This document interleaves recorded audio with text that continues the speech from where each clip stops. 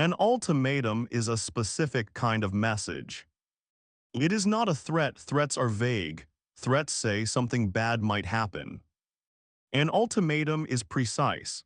An ultimatum says, this specific bad thing will happen at this specific time unless you do this specific thing.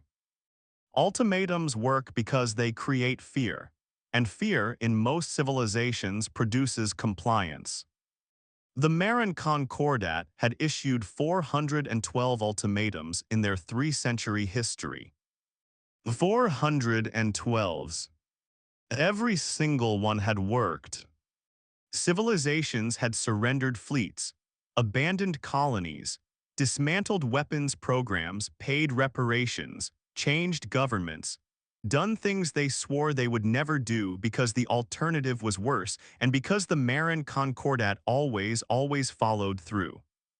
412 for 412s. A perfect record. Then the Concordat sent Ultimatum 413 to Earth.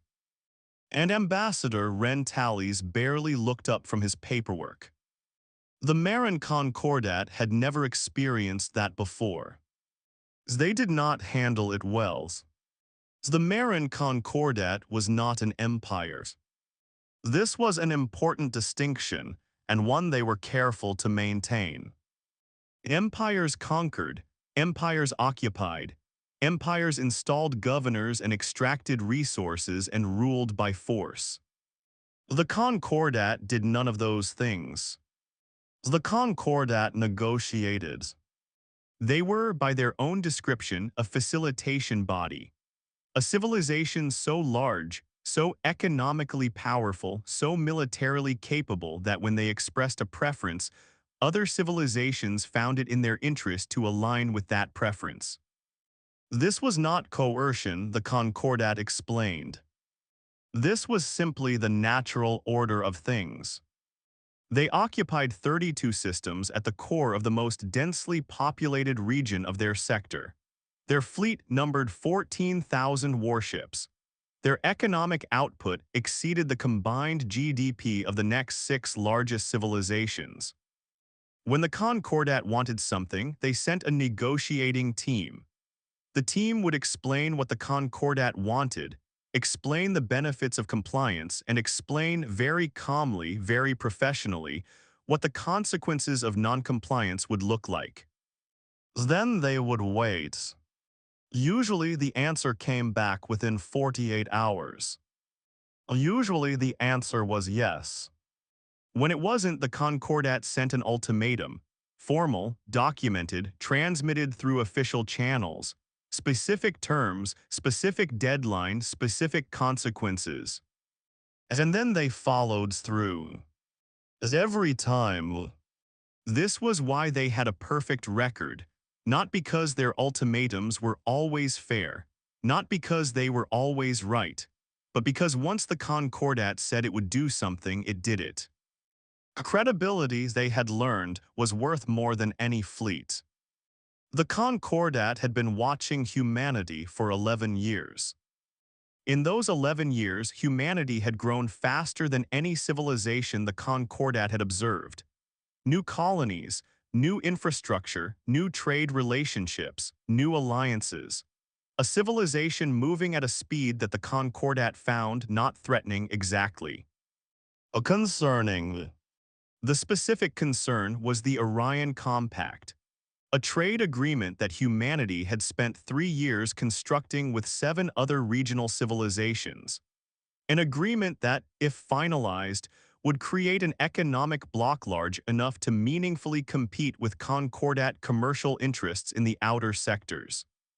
The Concordat had watched the negotiations, had observed the progress, had waited to see if the agreement would collapse on its own. These things often did.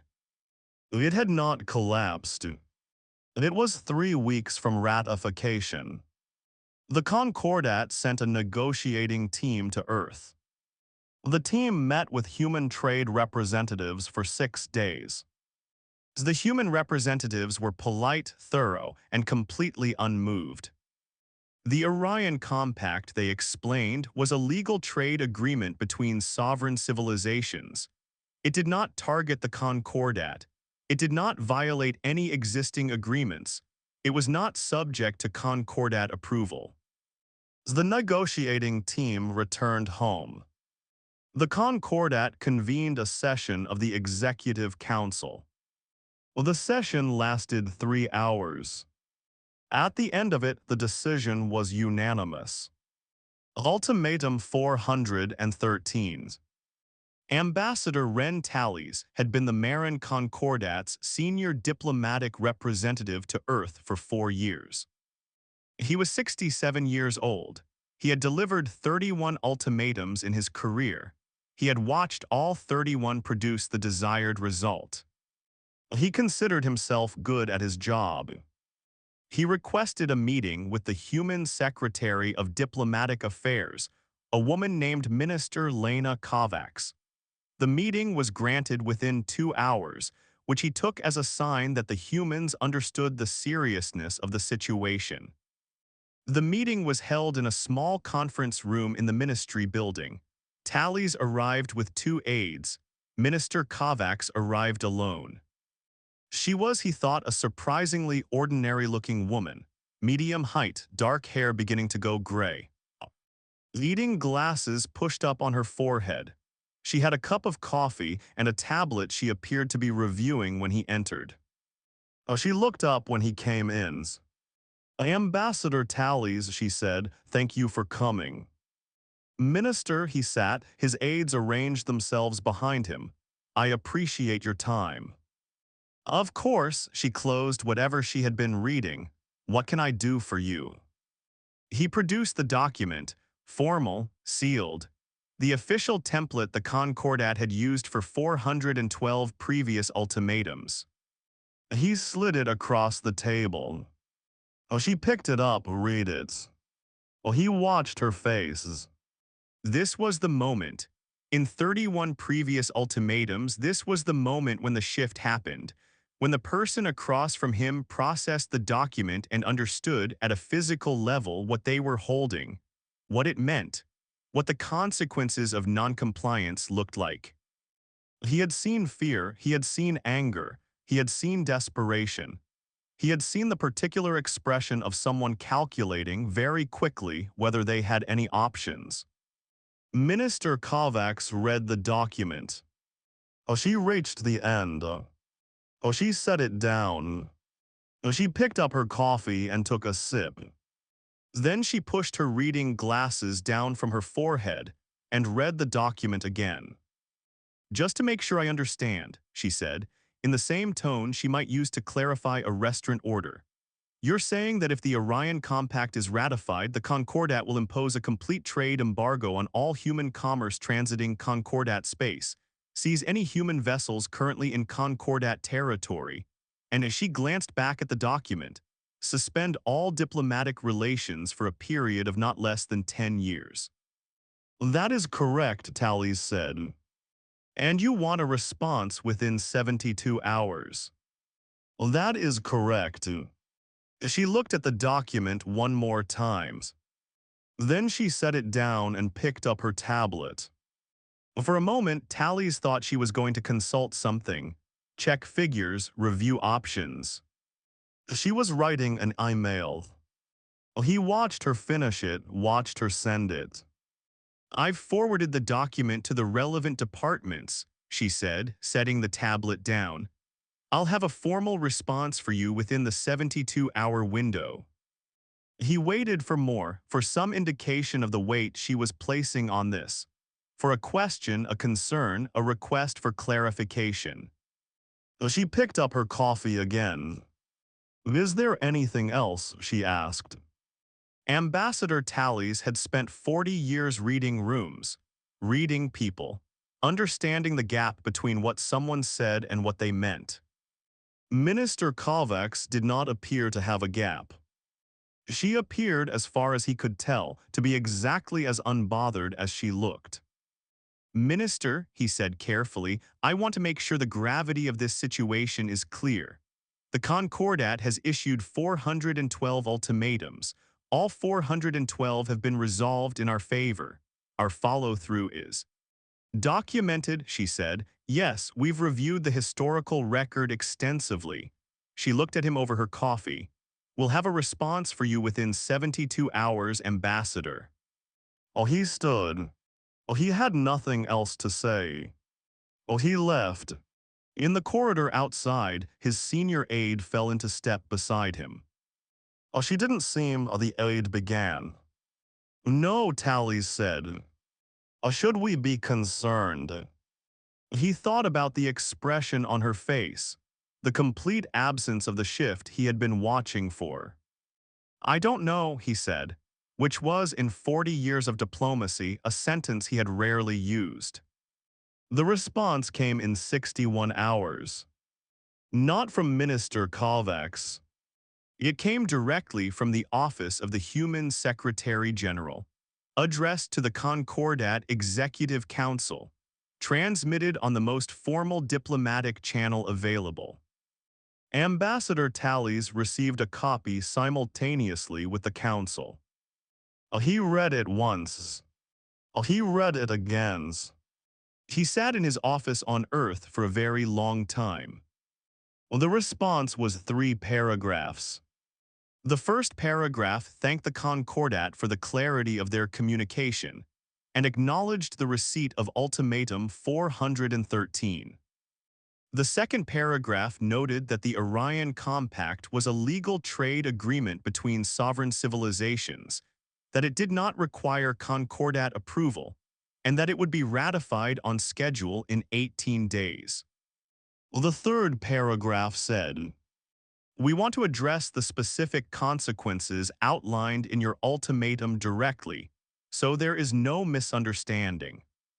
Regarding the trade embargo, human commercial traffic currently routed through Concordat space represents approximately 14% of our total trade volume. We have over the past 3 years been developing alternative routing through the Hellion network and direct transit agreements with the 7 Orion Compact partners. As of this writing, those alternatives are operational and have been tested at full capacity. The practical impact of a Concordat embargo on human commerce will be negligible. Regarding the seizure of human vessels in Concord. At space, there are currently 43 human commercial vessels in transit through your territory. We have transmitted this information to their captains, who have been advised that they may be detained. All 43 crews have been briefed on their legal rights under the Galactic Maritime Conventions and will have access to human legal representation within 24 hours of any detention. We note for the formal record that the seizure of civilian commercial vessels by a government authority constitutes an act of hostility under those same conventions. Regarding the suspension of diplomatic relations, we have no objection. We want to be transparent about our position. The Orion Compact is not a response to the Maren Concordat. It is not designed to harm Concordat interests. It is a trade arrangement between willing partners. However, we have also spent the last 3 years ensuring that the Compact's ratification could not be prevented by external pressure. Not because we anticipated this specific ultimatum, because we anticipated something like it. The Concordat has a record of 412 successful ultimatums. We have reviewed all 412. They share a common feature. In each case, the civilization receiving the ultimatum had no alternative to compliance. The cost of non-compliance exceeded their capacity to absorb it. We have ensured that is not the case here. We wish the Concordat well. We hope this does not need to go further. But if it does, we want to be direct about something.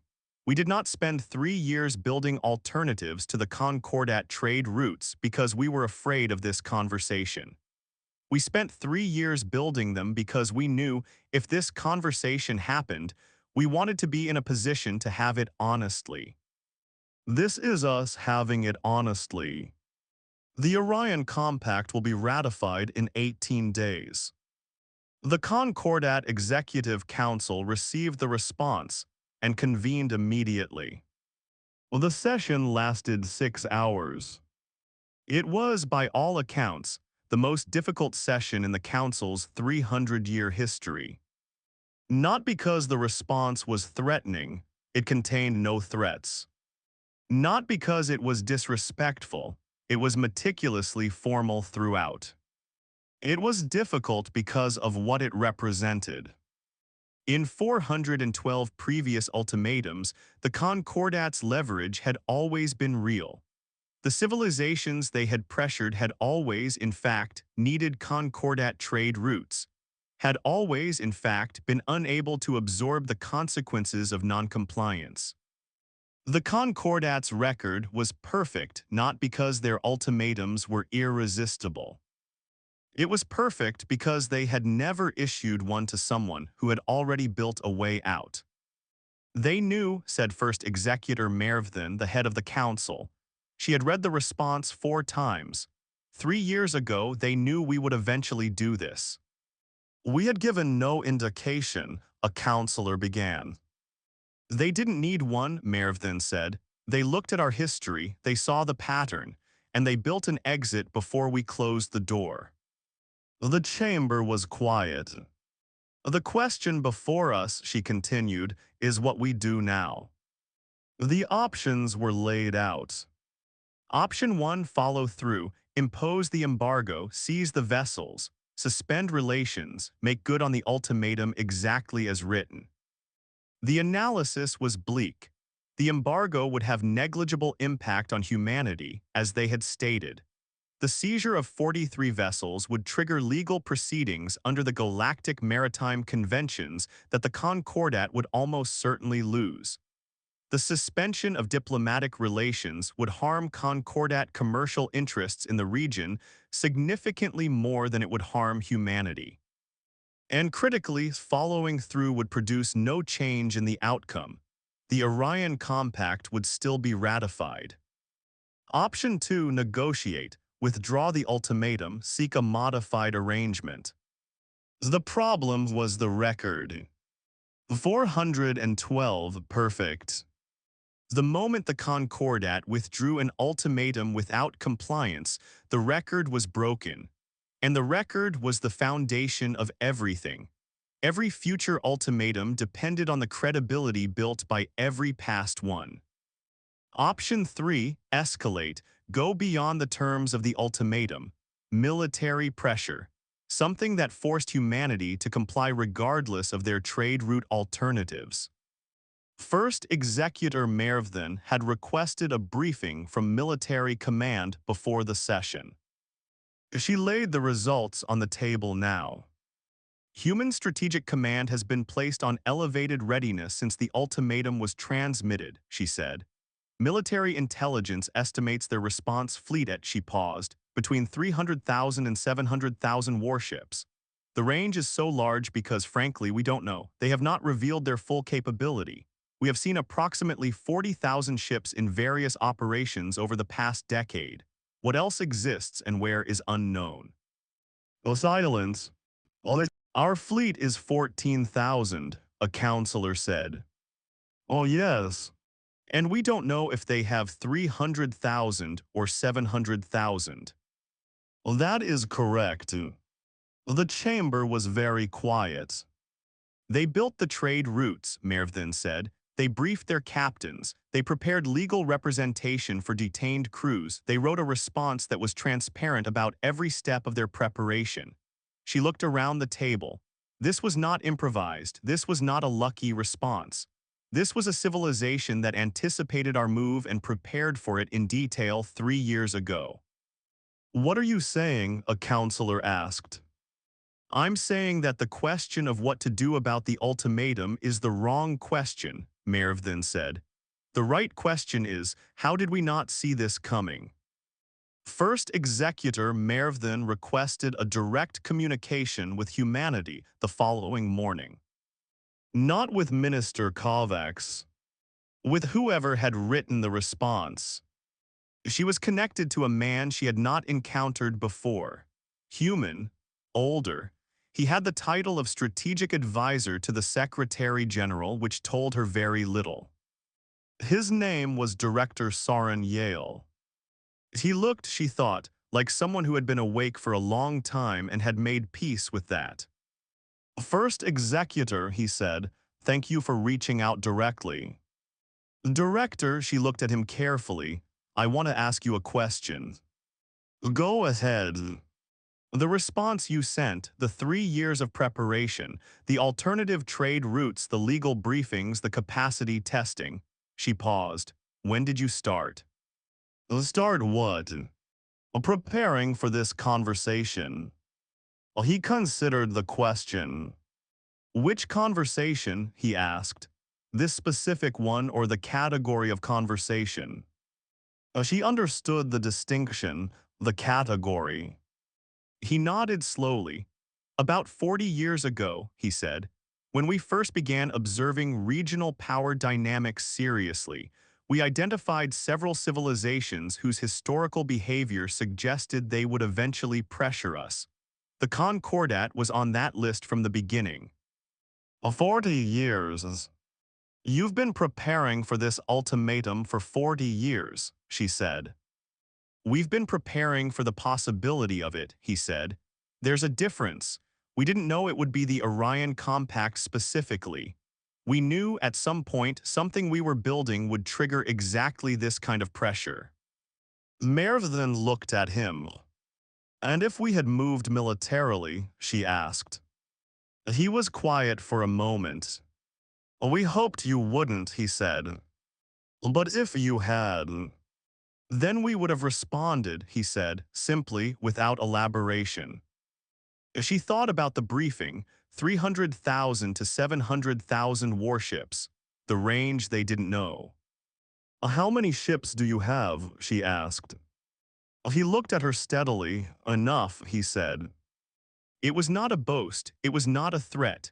It was delivered in the same tone as everything else he had said. Calm, factual. A man who had spent 40 years preparing for a conversation and saw no reason to be dramatic about it now that it had arrived. What do you want from this call? He asked. She thought about the 412, about the record, about the credibility she had spent 3 centuries building. I want to know if there's a way through this that doesn't require us to follow through on the ultimatum, she said, or withdraw it. Those are your only 2 options, he said. They both have costs. Oh yes. Following through costs us practically nothing but costs us nothing politically. It looks like we did what we said. The record holds. The record holds, he agreed. You seize 43 vessels, the legal proceedings run for 2 years, you lose them, you return the ships, and the Orion Compact has been operational for those 2 years. And if we withdraw? The record breaks, he said. 412 becomes 412 and 1 failure. He paused. But you preserve the relationship, and you avoid demonstrating publicly that the embargo had no effect. Oh, she was silent. Can I tell you something? He said. Go ahead. The Concordat's record is impressive. Genuinely, 412 is not nothing. He looked at her directly. But the record was built on a specific type of pressure. Pressure applied to civilizations that had no alternative. Your ultimatums worked because you closed every door before you knocked. And this time we didn't. This time you couldn't, he said, because we built the doors 3 years ago before you knocked. A pause. That's not a criticism, it's a structural observation. The tool you've used for 300 years works when the target is dependent on you. The moment a target isn't dependent on you, the tool stops working. What are you suggesting? I'm not suggesting anything, he said. I'm describing reality. He paused. What I would observe is that a civilization capable of building those alternative routes, those legal frameworks, those preparation protocols, that civilization is probably not going to become more dependent on Concordat infrastructure over time. It's probably going to become less. She understood what he was not saying. The next ultimatum would be harder. The one after that, harder still. Humanity was not a target that was going to become easier to pressure. It was going to become impossible. "What would you do," she asked, "in my position?" Well, he thought about it. "I would withdraw the ultimatum," he said, "quietly, without a formal announcement, let it expire, issue a statement that further discussions are ongoing." He paused. "Take the small cost now to avoid the larger cost of a follow-through that achieves nothing." And the record. 412 is still 412, he said. This one just never officially concluded. She looked at him for a long moment. "You've thought about this a great deal," she said. "Yes," he said, "we've had 40 years. The Concordat did not announce a withdrawal. They issued a statement noting that discussions with human authorities were ongoing and that the timeline for resolution had been extended pending further consultation. The Orion Compact was ratified 17 days later. In diplomatic circles, everyone understood what had happened. No one said it out loud. The 43 detained vessels were released within a week, before any legal proceedings had formally commenced. The Concordat cited administrative processing delays as the reason for their brief detention. The trade embargo was never formally imposed. The suspension of diplomatic relations lasted 11 days before a Concordat representative made a quiet request to resume normal channels. Humanity agreed. In the regional diplomatic community, the analysis was intense and largely private. The conclusion that most analysts reached, in the privacy of their own reports, was this: the Concordat had issued Ultimatum 413 to a civilization that had anticipated it, prepared for it, and constructed a response that made every consequence meaningless, and had done so 3 years before the ultimatum was ever sent. The ultimatum had not failed because humanity was stronger. It had failed because humanity had been smarter. There was a significant difference. Strength could be countered with more strength. An arms race, an escalation, a demonstration of capability. Preparation could not be countered with strength. By the time you applied the pressure, the preparation had already made the pressure irrelevant. The lesson that circulated quietly through strategic councils across the region was uncomfortable. The Concordat's 412 perfect record had been built on a specific assumption that they would always move first, that the target would always be reacting. Humanity had refused to be a reactor. Humanity had looked at the Concordat 11 years earlier and understood, from the historical record, what was eventually coming. And they had spent those 11 years, quietly, without announcement, without any visible sign of preparation, making themselves impossible to pressure. Not through military capability alone. Through redundancy, through alternatives, through the patient construction of a position from which they could look at an ultimatum and without drama, without theater, barely look up. In his office on Earth, Ren Tallis filed his report on Ultimatum 413. He had been a Concordat ambassador for 40 years. He had believed in the institution, in the record, in the particular power that came from being the civilization that always reliably did what it said. He wrote the report honestly. He noted Minister Kovacs's reaction, or rather her lack of reaction, the coffee, the email, the complete absence of the shift he had watched for 31 previous deliveries. He noted Director Yale's observation about structural dependence. He noted his own conclusions. The Concordat's methodology is sound when applied to targets with limited alternatives. It is ineffective against targets that have proactively eliminated their dependencies. Humanity has been systematically eliminating dependencies for at least a decade, possibly longer. This is not a reactive strategy. It is a long-term restructuring of their strategic position. Recommendation: the Concordat should not issue further ultimatums to humanity. Not because humanity is militarily overwhelming, though they may be. Because the tool does not work against a prepared target and humanity will always be prepared.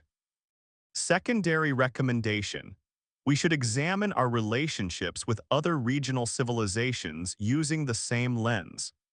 How many of them have been watching the Concordat's history and drawing the same conclusions humanity drew? How many of them have already started building their own doors? He submitted the report. It was classified immediately at the highest level, read by 9 people on the Executive Council. The 7 of THM agreed with his conclusions.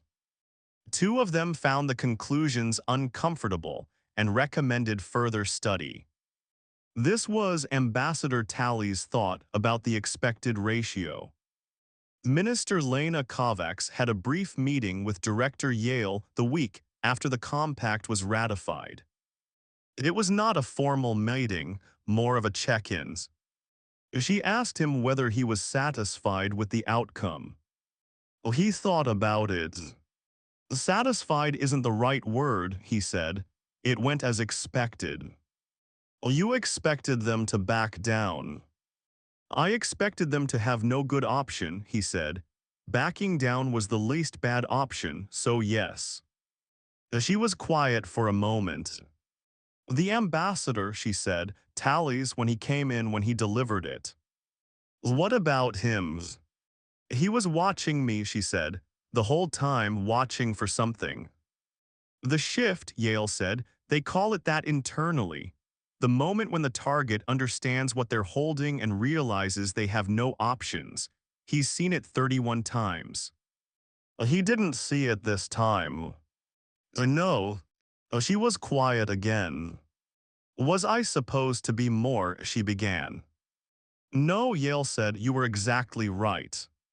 It felt strange to just pick it up and set it back down. I know, he said, it's supposed to feel heavy, that's the point. They make it formal, documented, official because the weight of it is part of the pressure. He looked at her. But the weight only works if you have no alternative. If you have alternatives, it's just paper. Oh, she nodded. 3 years, she said, of building alternatives. Longer than that, he said, but 3 years for this specific situation. Oh, she thought about that. The next one, she said, someone will try the next one. Yes, he said, someone always does. And we'll be ready. He smiled. It was a quiet smile. The smile of someone who had spent 40 years being ready for things that most people didn't know were coming. We're already preparing, he said. On the wall of the Strategic Preparation Office, there was a list. It was updated quarterly. It contained the names of civilizations that had been assessed, using historical analysis and pattern recognition as potential sources of future pressure on human interests. The Maren Concordat had been on that list for 11 years. It had been moved after Ultimatum 413 to a secondary category. Not removed, monitored, but no longer the primary concern. 12 other civilizations remained on the primary list. 12 civilizations that were, right now, watching humanity expand, watching humanity build, watching humanity move through the galaxy with a confidence that suggested to anyone paying attention something they couldn't quite quantify. 12 civilizations that were, perhaps, beginning to wonder. In each of their strategic councils, in each of their intelligence services, in each of their diplomatic analyses, the same question was forming. The same question that Ren Tallis had asked in the corridor after the meeting. Should we be concerned? They did not know that humanity was already answering that question. Quietly, patiently, in the spaces between the things that were visible. Building roads where there were no roads. Building doors before anyone came to close them. Building always 3 years ahead of the conversation that was coming. The Maren Concordat had issued 413 ultimatums. 412 had worked. The last one had met a woman with a cup of coffee and an email already drafted. And the galaxy slowly was beginning to understand what that meant.